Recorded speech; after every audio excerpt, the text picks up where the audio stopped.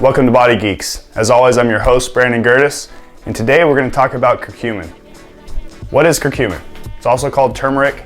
It's a root sold as a supplement, sold as a spice. People put it in their food, cook with it, supplement with it, you name it.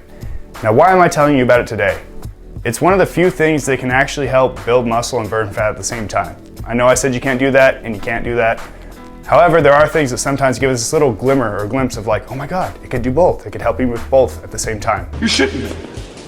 I'm not shitting on you. So scientists get excited every time something does something close to that. So let's get into it. Curcumin doesn't necessarily build muscle by itself, at least not to our knowledge yet. But it does help with the whole energy pathway of the cell. It helps with the Glute-4 receptor. If you've seen some of our other videos, you may be familiar with that. Glute-4 is going to help take glucose from the blood and put it into the muscle cell. The more that we can activate Glute-4 without insulin, the better, because curcumin here will also help prevent the deactivation of AMPK. Now, AMPK is the burning process of the cell, and insulin will deactivate that. So if we can activate Glute-4 and AMPK, or activate Glute-4 without inhibiting AMPK, we get more glucose uptake for more burning. We want this because the more glucose that we can absorb and the more energy we can produce, the better we can perform. Curcumin also inhibits, now bear with me on this word, gluconeogenesis. Gluconeogenesis is the process at which we convert amino acids into glucose or into sugar for the body to process. How many of you know what amino acids do? They build protein, right? Protein is muscle. If we get rid of our amino acids and turn them to sugar, how can sugar turn into muscle? It can't.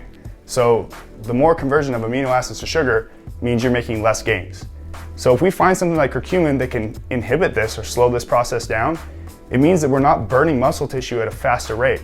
So if we have something here that's now activating Glute-4 without the addition of insulin, so we could push more glucose into the muscle and let AMPK keep burning, but at the same time we're preventing it from burning muscle tissue, that sounds a lot like processing energy and burning fat while preserving muscle tissue, which is exactly what most people want to do. Many would call it anti-catabolic. So it's not anabolic in that it doesn't necessarily build stuff, but it allows you to burn without burning muscle, and that's cool. Curcumin has the ability to inhibit fat production, which is another cool feature of it.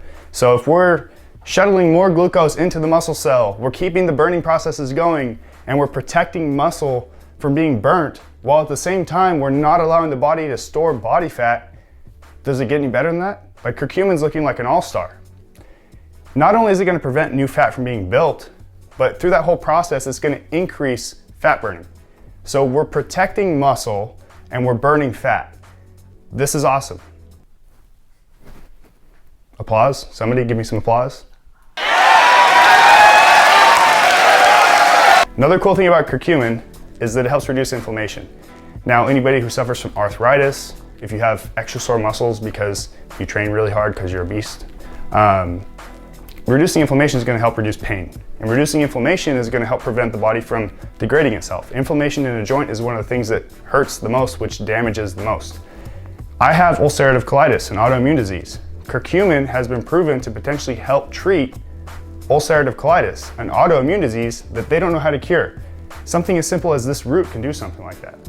Now, reducing inflammation, while great for arthritis, colitis, blah, blah, blah, it may be a bad thing for building muscle tissue because there is a certain level of inflammatory response in muscle tissue or in muscle hypertrophy that is needed to build new muscle tissue, or at least damage it to build new muscle tissue. So we're still not sure if curcumin is going to inhibit the body's ability to rebuild muscle. Another hard part about curcumin is that the absorption kind of sucks. So take it by itself, if you just go buy the root and you just eat it, you may not absorb very much. They have found that by taking it with phosphatidylcholine or lecithin, or phosphatidylcholine from lecithin, that these like globules bind around it and like process it, put it in the body, so the absorption rate's greater. A simple way that you can possibly have that happen is to have it with a fat-containing meal, or take it with meals. There's also some evidence showing that if you take it with piperine extract, it's also called bioperin, that it can help enhance the uptake of curcumin. So, bullet point time.